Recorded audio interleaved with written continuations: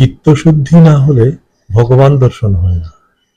কাম, ক্রোধ, লোভ এসব জয় করলে তবে তার কৃপা হয়, তখন দর্শন হয়।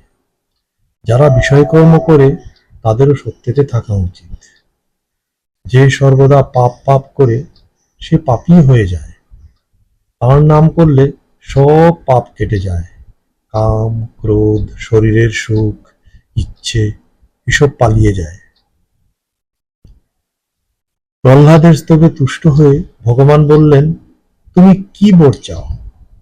প্রহ্লাদ বললে, ঠাকুর, যারা আমাকে কষ্ট যন্ত্রণা দিয়েছে তাদের তুমি ক্ষমা করো, কারণ তাদের শাস্তি দিলে তোমাকেই কষ্ট সহ্য করতে হবে, কারণ তুমি তো সর্বভূতেই অবস্থান করছো।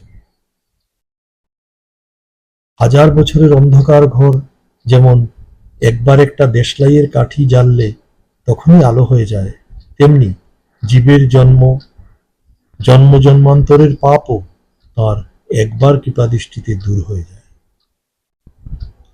ছেলেবেলা থেকে কামিনী কাঞ্চন তাগ এটি খুব আশ্চর্য, খুব কম লোকেরই হয়। লণ্ঠনের নিচে অন্ধকার থাকে, দূরে আলো পড়ে, সেই রকম সাধু মহাপুরুষদের নিকটের লোকেরা তাদের বুঝতে পারে না, দূরের লোকেরা তাদের ভাবে মুগ্ধ হয়ে যায়। ভূত ছাড়বে কেমন করে বলো?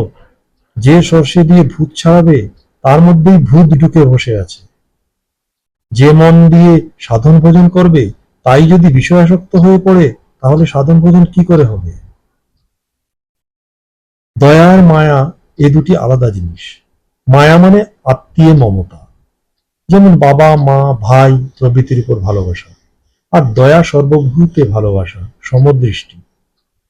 মায়াতে অজ্ঞান করে রাখে আর বদ্ধ করে, কিন্তু দয়াতে চিত্তশুদ্ধি হয়, ক্রমে বন্ধন মুক্তি হয়। আপনি মুক্ত হতে চেষ্টা করে সে যথার্থ প্রচার করে। ভক্তের জাতি নেই, ভক্তি হলেই দেহ, মন, আত্মা সব শুদ্ধ হয়ে যায়। ভক্তি না থাকলে ব্রাহ্মণ ব্রাহ্মণ নয়, ভক্তি থাকলে চণ্ডাল চণ্ডাল নয়। অস্পৃশ্য জাতি ভক্তি থাকলে শুদ্ধ ও পবিত্র হয়ে যায়। ঝড় উঠলে অশ্বত্থ গাছ, বট গাছ চেনা যায় না, তেমনি জ্ঞান সূর্য উদয় হলে জাতিভেদ থাকে না। মানুষ দেখতে কেউ সুন্দর, কেউ কালো, কেউ সাধু, কেউ অসাধু, কিন্তু সকলের ভিতর সেই এক ঈশ্বরই বিরাজ করছে। মনেতেই বদ্ধ, মনে